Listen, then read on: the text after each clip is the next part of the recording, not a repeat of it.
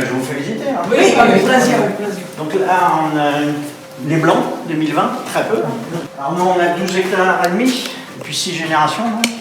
Et on fait 80% de vin rouge, à peine 20% de blanc. Donc, petite partie rouge ici. Petite partie purée ici.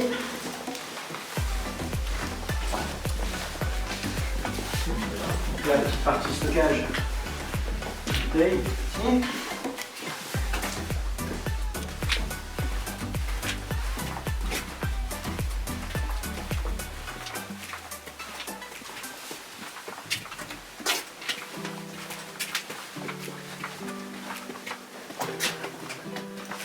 La plupart des bouteilles, ils sont destinées à l'export ou à Ah non, nous, on a une vente qui est très particulière. Hein. On fait plus de 50% de notre vente aux particuliers. Et ici, ou en expédition, mais aux particuliers. Très peu d'export, à peine 20%. Et puis le reste, cavistes et restaurants. On a beaucoup de restaurants et cavistes, parce qu'on a pas mal de stock. Enfin, même si ça mais quand même, c'est diminue, mais la chance, c'est qu'on a encore un peu de stock. Malgré les années difficiles et les années compliquées qui arrivent aussi, 2019, 2020 et 2021, avec très peu de quantité. Mais bon, on a quand même encore surtout des vieux millésimes, donc ce qui plaisait beaucoup aux restaurateurs, ce qui plaît toujours aux restaurateurs. Mais ici sur la colline, pour comprendre un peu par rapport à la Côte de Nuit, on a vu qu'ils ont été des millésimes solaires chauds. Ça a risqué un peu de la 2018, 2019, 2020 sont 3 années qui sont très compliquées parce que très chaud, mais avec des étapes différentes. C'est-à-dire que 2018 a été très chaud, très sec, et c'est un millésime, alors qui sera très bon pour la gamme, mais qui est surtout pas à boire en ce moment, hein, qui est pas touché avant 4-5 ans, mais qui sera très bon dans la gamme. Alors c'est un millésime difficile en vinification, parce que en fait c'est un millésime comme jamais on a vendangé, même les anciens, donc c'était très compliqué en vinification. L'acidité en fait se cassait la figure au dernier moment. En quantité, on a eu une quantité qui était correcte, parce qu'il y avait beaucoup de grappes au début, donc il n'y a pas eu le dessèchement comme on a eu en 19 et en 20 par exemple. Ensuite 2019, le problème qu'on a eu, c'est qu'on a manqué d'eau au départ. C'est-à-dire qu'on était en déficit d'eau depuis, grosso modo, les vendanges 2018. L'hiver, très peu d'eau. Le printemps, très peu d'eau. Donc le développement des grappes était un peu rachitique et peu de grappes. Il a fait un peu froid, on va dire. Et puis, surtout, il a fait chaud tout de suite derrière. Mais très chaud d'un coup. On est passé du froid au chaud. D'un coup, voilà. Cette année, ça risque de faire la même chose, mais enfin bon. Mais donc, il y avait très peu de grappes à grossir. Et puis, le problème, c'est que comme il n'y avait pas beaucoup d'eau, bah, les grumes ont très peu grossi. Donc, peu de raisins. Ensuite, la chance qu'on a eue, c'est qu'il a fait chaud jusque fin juillet à peu près. Mais le mois d'août a été relativement frais, avec un peu d'eau, heureusement. On aurait espéré beaucoup plus, mais c'était déjà ça. Donc, ce qui a permis d'avoir un millésime qui était quand même beaucoup plus équilibré que 2018. C'est-à-dire qu'au point de vue acidité tanin, alors que 2018, le problème, c'est que l'acidité, il y en a très peu. Les tanins sont bien marqués, bien bruts, donc avec des degrés qui sont assez élevés. Donc, en général, des vins, en point de vue équilibre, qui sont un peu compliqués. Alors que 2019, l'équilibre acidité tanin est parfaite. La qualité est très intéressante. En plus, alors c'est vrai qu'en 2018, on avait vendangé fin août, parce que justement, il faisait très chaud. Alors que là, en 2019, on a vendangé 14 septembre, je crois. Donc c'était la normale entre guillemets, mais avec très peu de quantité. On a fait moins 40%. Et ensuite 2020, c'était encore différent. Alors même s'il a fait très chaud aussi, mais c'était encore différent parce que il y avait au départ beaucoup d'eau. Parce que c'est vrai que le printemps dernier, on a eu énormément d'eau. Même l'hiver dernier, il y a eu beaucoup d'eau. Donc beaucoup de raisins qui sont sortis. Donc on était super contents. Voilà. Et après il a fait très chaud. Donc on a rentré beaucoup de raisins. Alors on a vendangé très tôt. On a commencé le 18 août l'année dernière, jamais commencé aussitôt. On a fini le 3 septembre, d'habitude c'est là où on commence. Et donc très chaud, donc on a rentré beaucoup de grappes, mais quand on a pressé, il n'y avait pas beaucoup de jus. Donc normalement on fait 1 hectolitre pour 1 hectare, là il fallait 3 hectolitres pour 1 hectare. 3 fois plus de quantité pour le même quantité. Donc moins 40% aussi, mais pas forcément sur les mêmes appellations que 2019. Bon. Comme ça. Et puis donc ça c'était 2020. Et puis cette année on verra, on croise les doigts, mais ça s'annonce difficile parce que les blancs sont cramés, hein, plus de 80% en perte. Et puis les rouges, même si ça reprend, hein, là c'est vrai que l'avantage c'est que la plante est pas stressée parce qu'il n'y a pas eu des grosses chaleurs des bourrements. Donc voilà, là ça suit tout doucement. On a pas mal d'eau là, donc c'est bien parce que ça va permettre peut-être de faire quelques grappes en plus, on va dire. Mais les vendanges c'est encore loin, hein, donc le problème qu'on a peur cette année, ça va être les orages parce que comme il fait froid là, enfin on va être début juin, le sol va être encore très froid. Et après on risque d'avoir des chaleurs rapides avec les sols qui sont froids. Les contrastes risquent de faire des orages. Mais bon. Et pour les choix de vinification, pour les blancs, vous préférez faire cuve et bois, cuve comme ça vous gardez un peu d'acidité, ou c'est pour caractéristique quelque chose qui non, très bien? On fait classique, hein, j'allais dire, c'est vrai qu'on fait première fermentation en cuve, donc béton, pendant 10-12 jours, avec des températures maîtrisées, bien sûr. Et puis après, donc en fait, ce qui se passe, c'est que nous, au moment des vendanges, lorsque ça fermente dans les cuves, en fait, on soutire le vin de l'année précédente, on met en cuve, et pour faire la cuvée, en fait, et on remonte les fûts, on nettoie les fûts, on les redescend, et on met la vendange nouvelle dans les fûts. Ce qui permet d'avoir les fûts tout le temps avec du vin. Dire.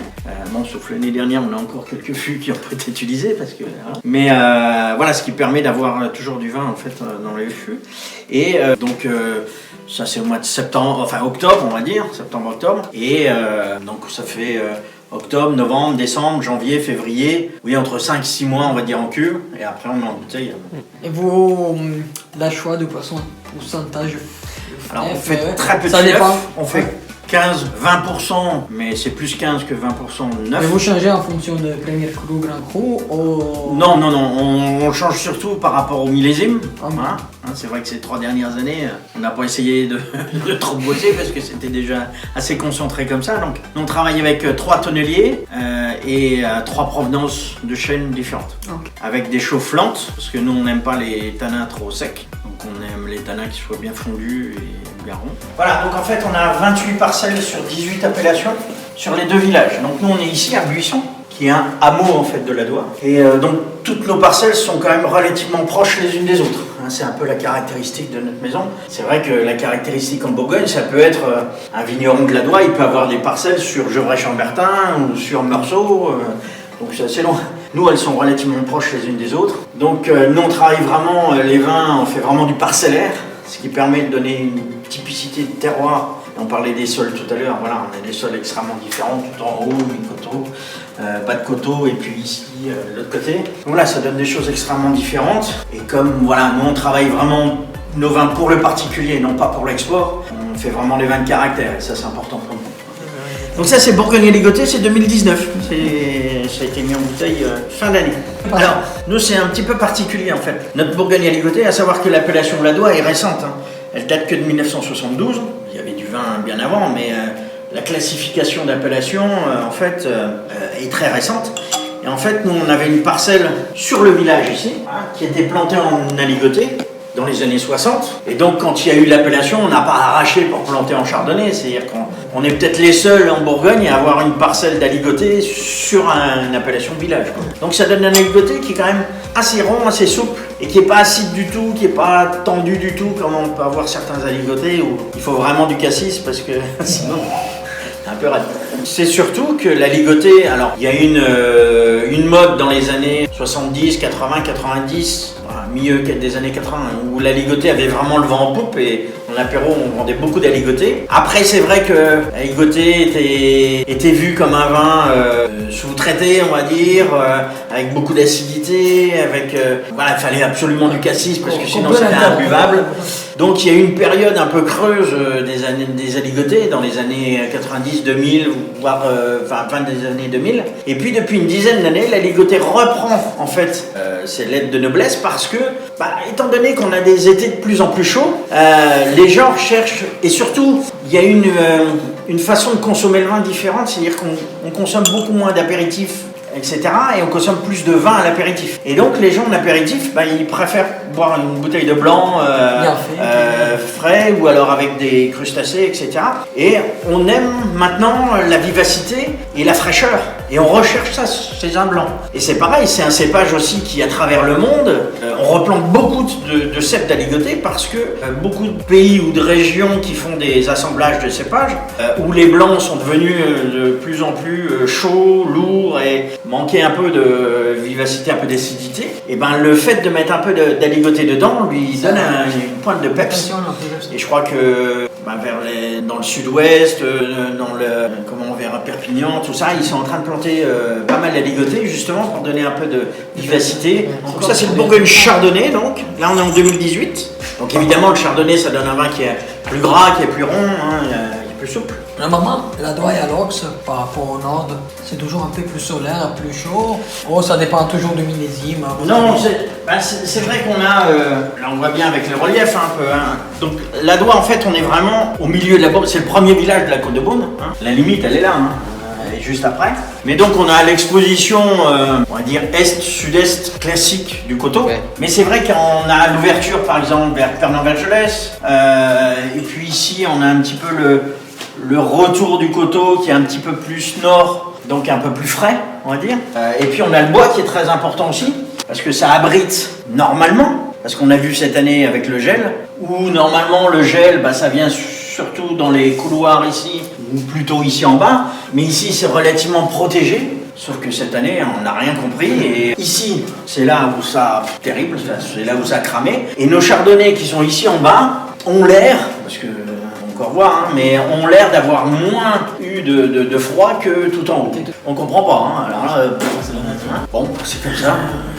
Alors, ladois blanc. Donc on a 3 ladois blancs différents. Avant, on faisait une seule cuvée, donc tous nos ladois blancs. Depuis 2016, on a séparé les 3 cuvées. Donc ça, c'est le ladois blanc village. Donc on est sur 2018. Donc on est en fait ici en bas de coteau. Ensuite on a un ladois blanc, les Hautes Mourottes, donc qui est vraiment tout en haut du coteau, qui est très calcaire, qui est très caillouteux, avec beaucoup de cailloux, et qui est très minéral, et qui plaît beaucoup d'ailleurs au restaurant parce que on a une minéralité qui est atypique, on n'a pas l'habitude avec le chardonnay. Et puis le Basse Mourotte qui est en premier cru, qui est à côté de nos Cortons Charlemagne, qui est juste ici en dessous, où bon on est sur une marche au-dessus, c'est un Charlemagne sans avoir l'appellation Charlemagne en fait. Et donc avec moins de cailloux, même si c'est en dessous, mais beaucoup moins de calcaire, donc ça donne un vin plus puissant, plus fermé quand il est jeune, à oublier, mais qui est un Charlemagne sans avoir l'appellation Charlemagne. On est sur les grands blancs, et super équilibré. Donc la typicité des ladois blancs, en général, c'est quand même une minéralité plus importante que les, on va dire les vins blancs du sud, style Meursault, Puligny-Montrachet, Chasselas-Montrachet, qui sont sur des sols plus terreux, beaucoup plus de terre, donc plus riches, qui donnent des vins plus gras, plus fruités ou plus ronds. Ici, on a quand même une minéralité qui est un petit peu caractéristique. Alors, c'est vrai que le millésime 2018 masque, estompe un petit peu la minéralité, parce que la puissance du 2018, le 2017 était beaucoup plus vif en fait, et plus...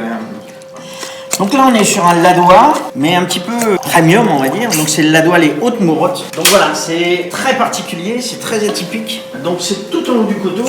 Alors c'est une parcelle un petit peu particulière parce qu'en fait le bas est en appellation village et le dessus en fait est en premier cru. Alors on le vend en appellation village bien sûr. Mais c'est très intéressant, c'est que du caillou. Alors après, comme c'est un vin typique, on aime ou on l'aime pas. Mais c'est vrai qu'on n'a pas trop l'habitude de trouver ça, ce style de vin.